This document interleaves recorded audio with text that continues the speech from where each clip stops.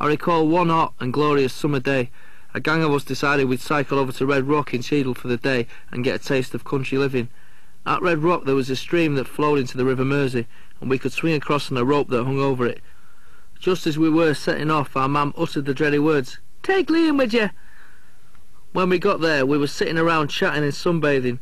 Liam was bored hanging around and wandered off on his own.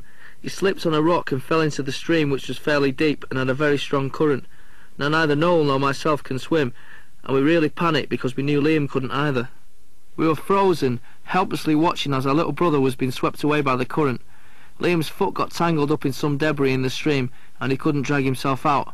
Luckily our friend Paul Hewitt went straight in and dislodged Liam from his untimely and near fatal brush with the bottom of that stream.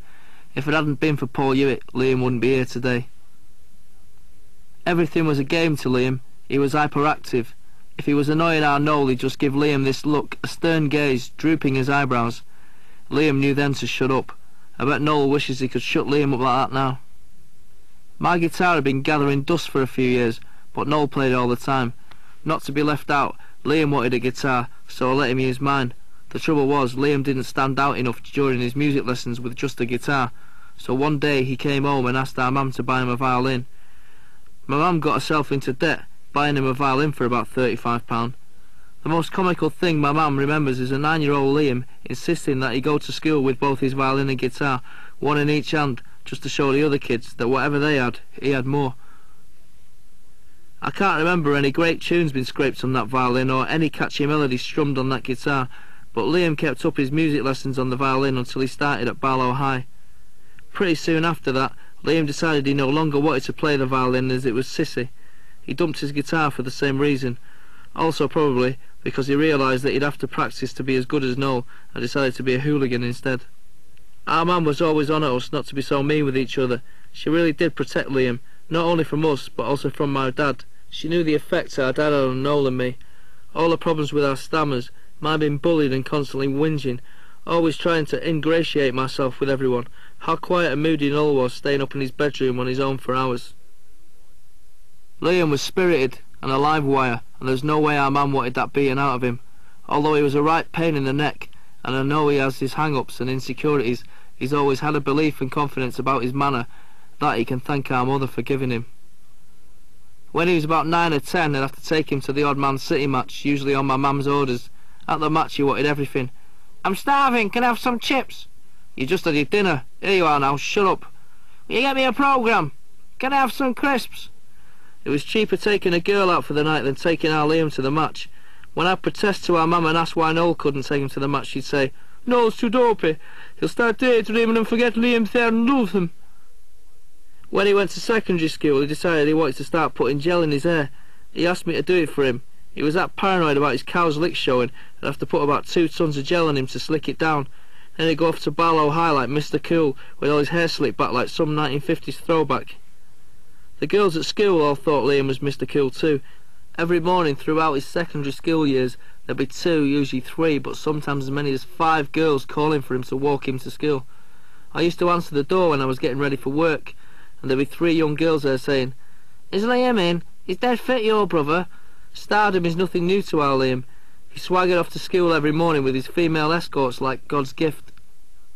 To help hone his aggressiveness, Liam decided he wanted a punch bag for Christmas. Noel and I were too big for him by then. After beating it to a pulp for a few months, he joined the Ardwick Boxing Club. He was about 12 or 13 years old at the time. It turned into the usual debacle. On one occasion, Liam got gloved up for his first bout of boxing with another 12-year-old at the club. The other kid could box, and our Liam couldn't, which meant that Liam got hit, and Liam hates being hit. Finally, his famous Irish temper, a present from my dad's chromosomes no doubt, just snapped. Liam tore the gloves off his hands and just steamed into the kid he was sparring with, grabbing his hair, punching him, kicking him, literally battering him senseless. By the next day, everyone at his school had heard the story. Liam became the kid not to mess around with. Everyone knew him, and that is exactly what he wanted and expected. The problem is, when you are the undisputed cock of the school, you're expected to get into fights with the hard guys of other schools. It all went rather seriously sour for our Liam when the 3 lads from a rival school, St. Thomas Aquinas, came down to sort him out. One of them pulled out a hammer and smashed it down on Liam's head. Liam just went wild, punching and kicking these three lads until one by one they went down. He looked a right state with blood streaming all over his head, face and clothes, like an extra for some Stephen King splatter movie. All the girls in the school were crying, as Liam was the lad they all fancied, the school heartthrob. He was suspended indefinitely from school, and not for the first time, I might add. After 3 weeks of kicking his heels at home, my man went and begged them to take him back, which they finally did after making it clear that if he ever stepped out of line again, he would be out. Recently I've noticed Liam becoming more paranoid. He called me up not long ago and asked whether I thought he should get himself checked out in case that hammer blow had caused him any serious long-term damage. I reassured him that he was a mad balmy bastard before he got hit with the hammer. When it comes to the side of his personality that deals with women, our Liam is what people call a babe magnet. Some women do want to mother him, sure, but Liam's all man and he's fun to be with. Girls have always fancied him, and he can even be quite sweet when he wants to be. He can be temperamental, a murder to live with. I think our man would agree with that, but even his ex-girlfriends who've had storming rows and acrimonious splits with still ask after him affectionately. And not just because he's now a pop star. Patsy Kensit seems to have done our Liam good. She's not on a big star trip. She seems plugged into the real world, and my mum is very taken with her. She sees her as a good steadying influence on Liam and admires her for being able to, well, put up with him. Liam's the one who gives Oasis their appeal to the kids, or as one writer put it, Noel is the heart, Liam is the soul and the spirit. But I think in terms of talent he's more than just a pretty face. Although the song he wrote with Bonehead, Take Me, was very similar in style to the Stone Roses, it was a good song, and I'm sure when he can sit still and muse one day, he'll get round to writing some more.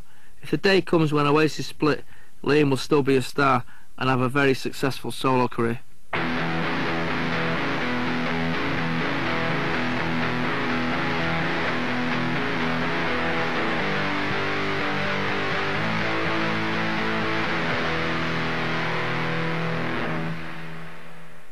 Now we move on to Noel. Noel was a likeable if quietish kid, friendly to the last but prone to bouts of moodiness, a trait he's carried on through to adulthood. If anything ever seriously bothered our Noel, he'd never talk about it. He always preferred to keep it to himself. Noel was a total daydreamer. He was always telling stories about what he'd got up to. We were pretty skint as a family at that time, but Noel would spin stories to the kids saying we had this and we had that and we'd done this and we'd done that. At home he tried to steal off to his bedroom and play with my guitar before he got one of his own. He also borrowed a new harmonica our dad had bought, but he couldn't master it, so he never bothered after that. Noel wasn't a nutcase like our Liam. He was always quite shrewd and calculating. Mind you, there was no point in Noel and me being right nutcases when we had mates like Youngie and Paul Hewitt. The fact that our mum and dad were really strict never kept us out of trouble. I think Noel thrived on doing the wrong thing and was never that bothered if he got caught. Looking back now, it was probably partly his way of getting back at me dad, and partly to win back the attention which he'd had off me mum before Liam come along. Noel had a fair few accidents. Once in Ireland when he was about 5 or 6, he tried to ride this big dog like it was a horse. Well, the dog wasn't amused and savaged his arm. He's still got the scars today. The sorriest day I ever felt for Noel was when he was having a go on a makeshift swing at school. It was attached to a tree by ropes and swung out over a steep embankment.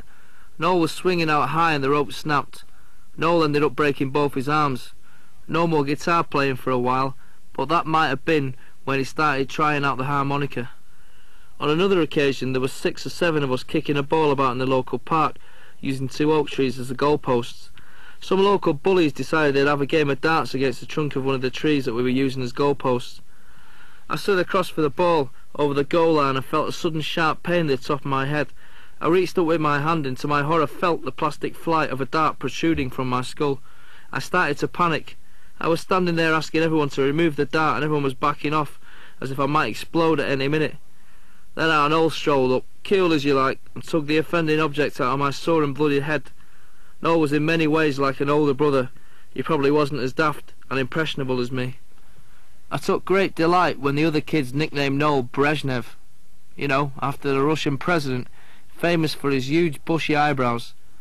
The fact that I had the same bushy eyebrows never crossed my mind. Noel's nickname really took off during the 1982 World Cup. Our Noel was 15 at the time. A big 5-a-side tournament was